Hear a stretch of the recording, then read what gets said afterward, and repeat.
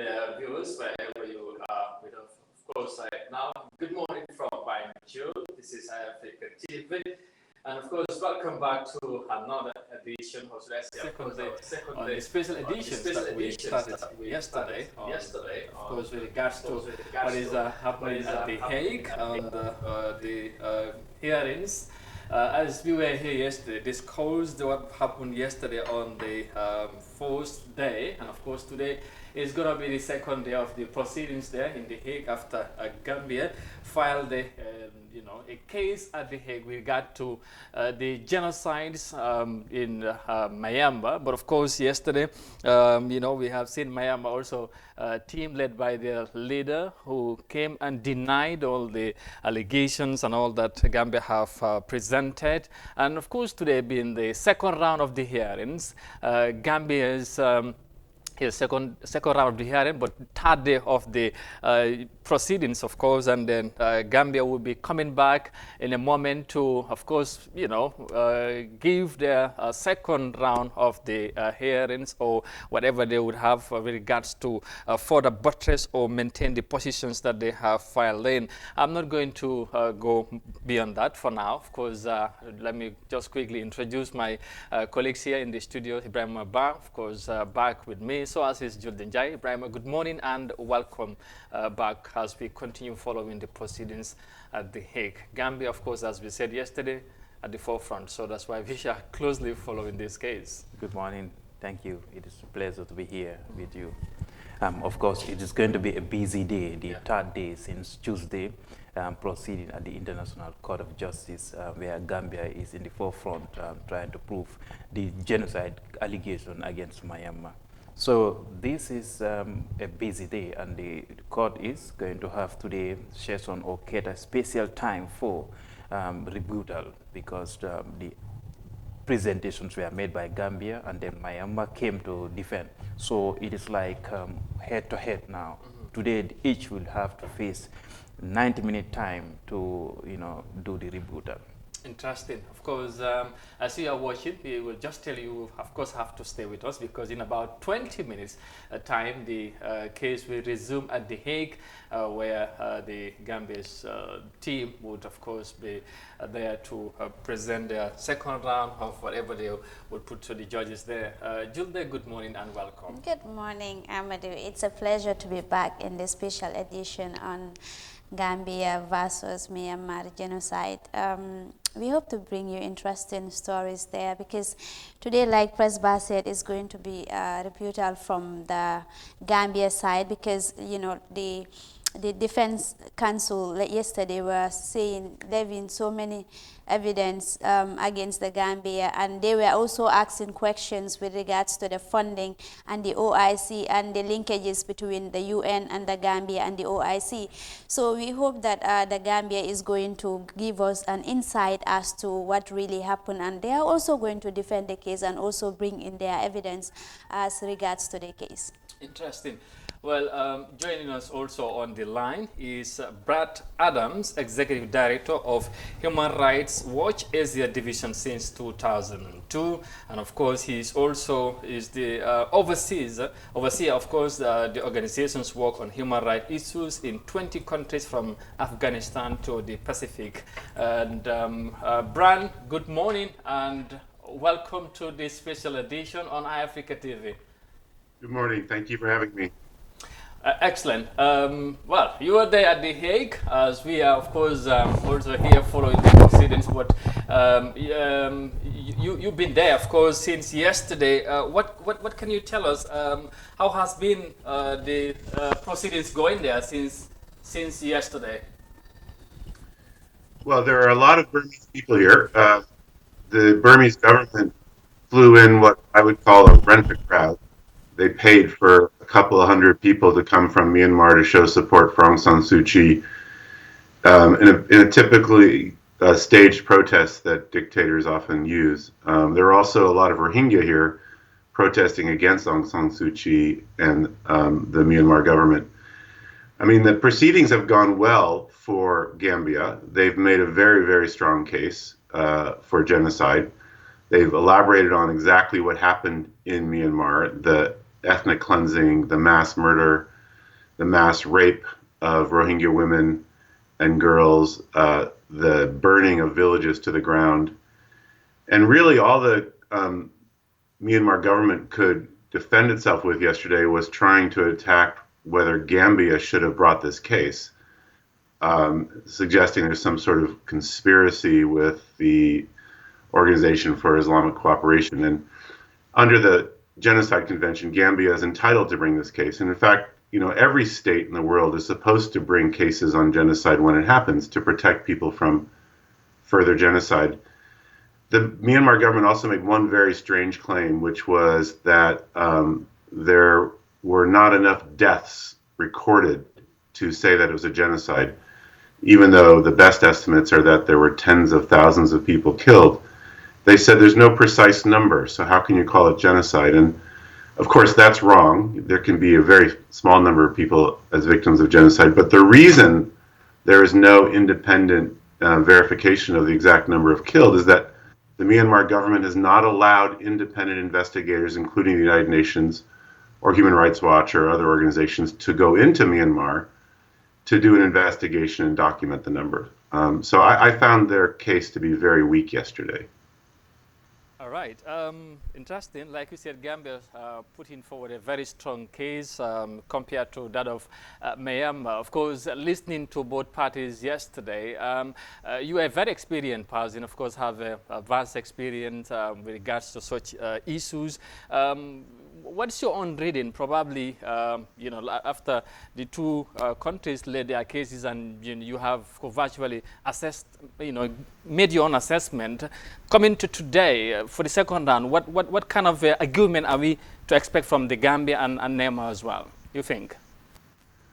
Well, I think the Gambian side will emphasize the extent and character of these horrors. I mean, this is really unprecedented. Really since Rwanda, we haven't seen this kind of violence leading to this big an exodus. 750,000 people fled Myanmar for Bangladesh in the course of about 2 months, because if they stayed, they thought they would be killed.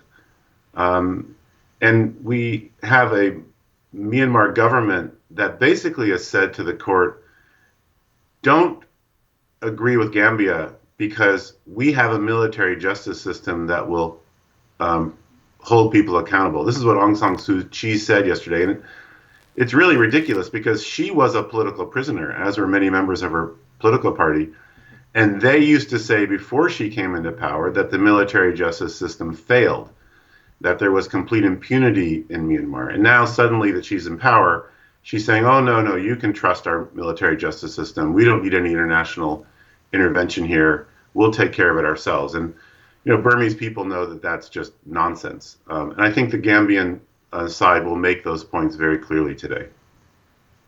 Adams, quickly on the conspiracy assumption with the OIC, does this in any point in time has potential or chances to taint the image of OIC other than on the way of its aims and objectives? I think this has actually been good for the OIC. I mean, the OIC is standing up for the human rights of people in other countries. And that's really the first time. We would like to see the OIC do this in other situations. I mean, if we look at the Uyghurs in China, 1 million of them were put into re-education camps. Many of them have been arrested and imprisoned. So I think this is a big step forward for human rights. And there's nothing wrong with the Gambia seeking the support of other countries as they prepare this case. I mean, that's actually typical of these kinds of cases. We're hoping to see other countries officially join the case as parties, so it's not just Gambia. Canada and the Netherlands have said that they are interested in doing so. And it would be great if some of the OIC countries that have been interested in the Rohingya, maybe Malaysia, maybe Indonesia, would also show a little bit more courage and stand beside Gambia. From the Myanmar legal team, we saw yesterday that even the fact-finding mission report by the UN is being challenged. Myanmar legal team saying that it could be a conspiracy with the Gambia. So who is Gambia to dictate how the UN fact-finding mission operates? Yeah, it's a ridiculous claim. I mean, Gambia wasn't even involved in Myanmar affairs at the time that the fact-finding mission was started. And let's explain who leads it. An Indonesian former Attorney General, a Sri Lankan former head of the National Commission for Human Rights, and someone who has been the UN Special Rapporteur on Violence Against Women. An Australian who used to be a National Human Rights Commissioner in Australia. I mean, the idea that these three people and the staff that they had from many different countries were all involved in some kind of conspiracy with the Gambia is just nonsense. And I think that the Myanmar side made a big mistake in suggesting that yesterday. I don't think that the judges at the International Court of Justice, now we've seen who are from quickly, very just many on the different proceeding, countries. we could see the issue of jurisdiction is coming, the issue of plausibility rights and dispute is coming, and it's on 4 stages by each chance for a country. Could you break down the proceedings a bit for the understanding of our Gambian viewers? Well, for jurisdiction, the Genocide Convention requires states who have signed the convention to take action when they see genocide somewhere else, which is why Gambia has done this. I don't think there's any question that the court has jurisdiction because Gambia is a state party and Myanmar is a state party.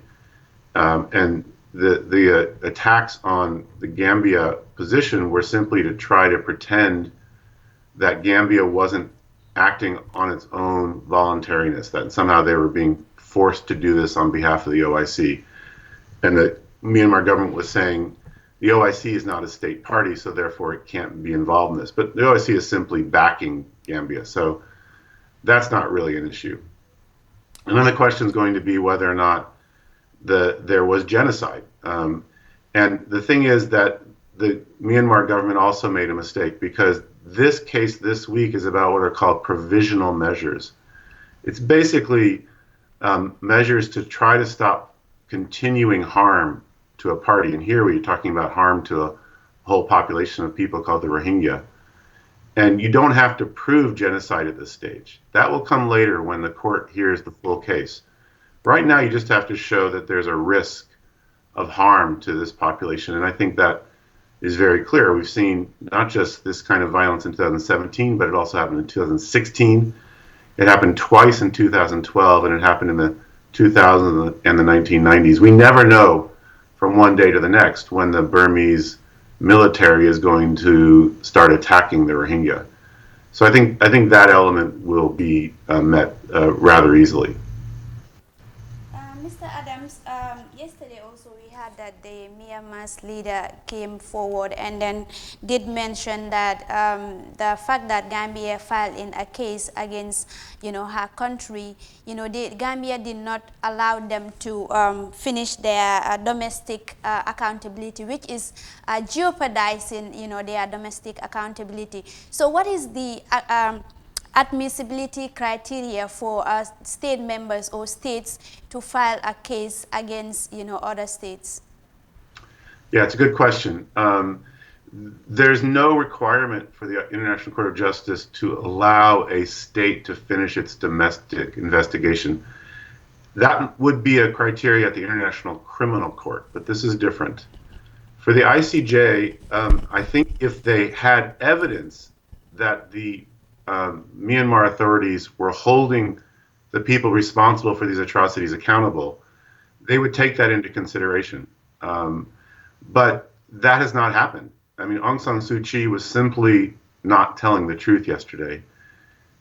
Since the 2017 violence, there have been 8 different commissions set up by the Myanmar authorities, all of which were simply aimed at trying to stop an international independent investigation by the UN or others. And they've all failed. And in fact, some of the people that have been appointed have quit in disgust.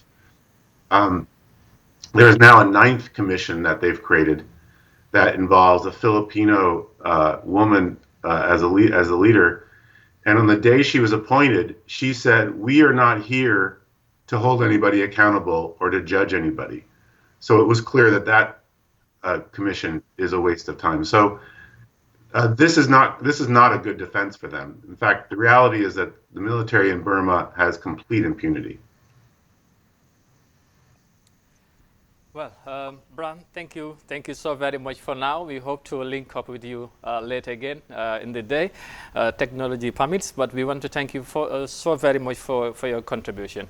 My pleasure. I just want to thank the Gambian government and the Justice Minister for showing leadership on this. This is very important to the whole world.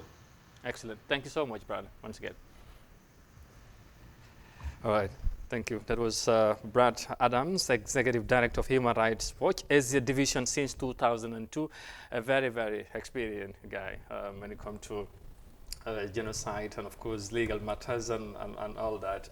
Press, interesting, contribution from Brad. What's your interesting as a Human Rights Watch? Adams is currently in the Hague, following the proceeding and then taking notes of how the way forward. Yeah. And I think from his background, you could tell that he have proper understanding of the proceeding and what is expected.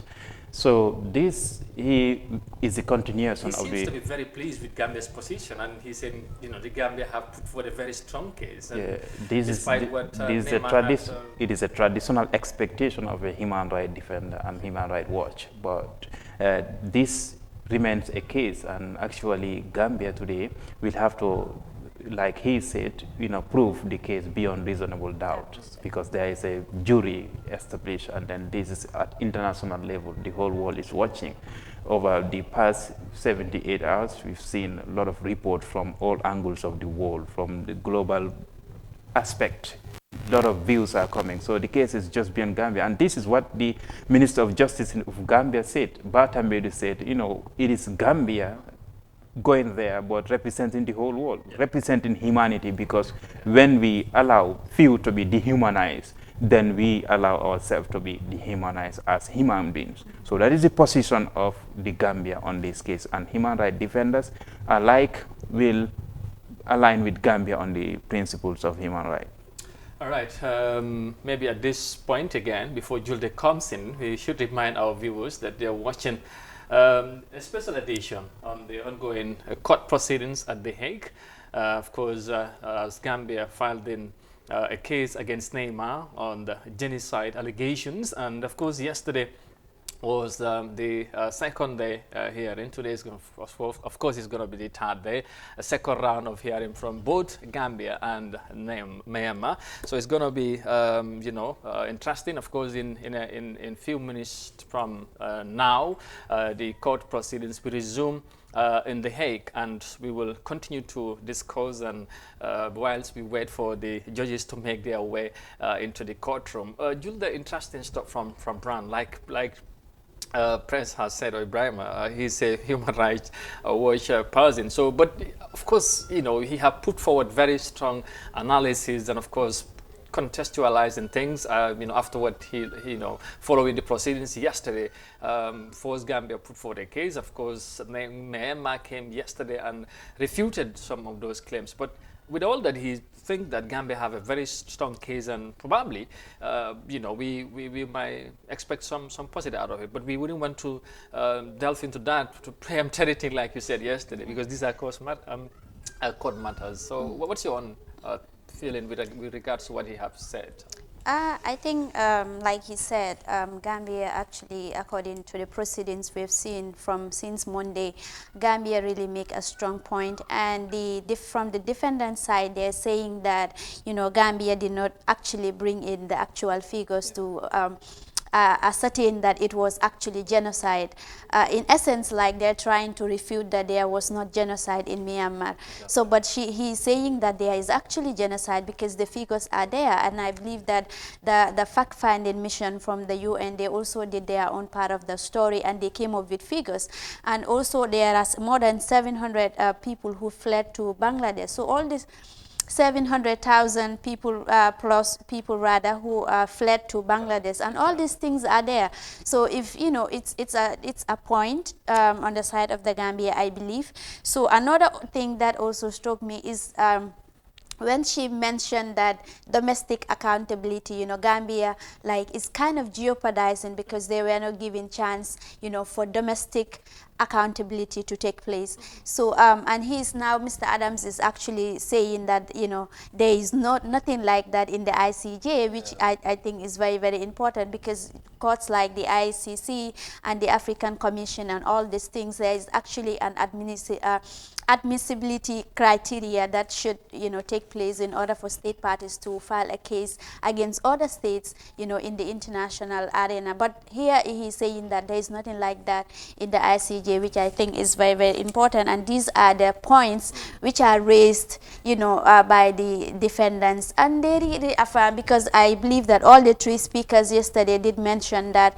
about, you know, Gambia infringing in Myanmar and not giving them the chance to actually, you know, heal, and also saying that there is stability going on there because they have come up with so many MOUs, memorandum of understanding, with other you know, institutions in order to make sure that there is stability in Myanmar. But all these things, we will hear from the side of the Gambia what will be their defense, and we hope to also hear from them what they think of the OIC, you know, the claims and all that, and the funding, of course, which they also mentioned, you know, linking it to the Gambia, and also even the question, the integrity of the, you know, UN fact-finding mission. So we hope to hear all these things from the side of the Gambia, and I believe that it's going to be very interesting. Yeah, very well. I was going to say that as well. It looks like it's going to be interesting, press today. Brand was talking about that. Today, the Gambian team need to comfort and, you know, emphasize on, you know, some of the things that they have said earlier on, and try to buttress and make their positions very clear, put forward more evidences, you know, on the allegations and the atrocities that have happened. And again, all that Gambia is asking the court is to implement an injunction to make sure Myanmar immediately stop atrocities and genocide against its own Rohingya people. And, you know, of course, so what do you think, Press, you know, how things are going to go down today? Because oh, okay. I'm afraid you will just have to hold it there for now. We need to go to The Hague straight away as the judges are making their way into the room, and we will together follow the proceedings. We'll be back later on. Stay with us.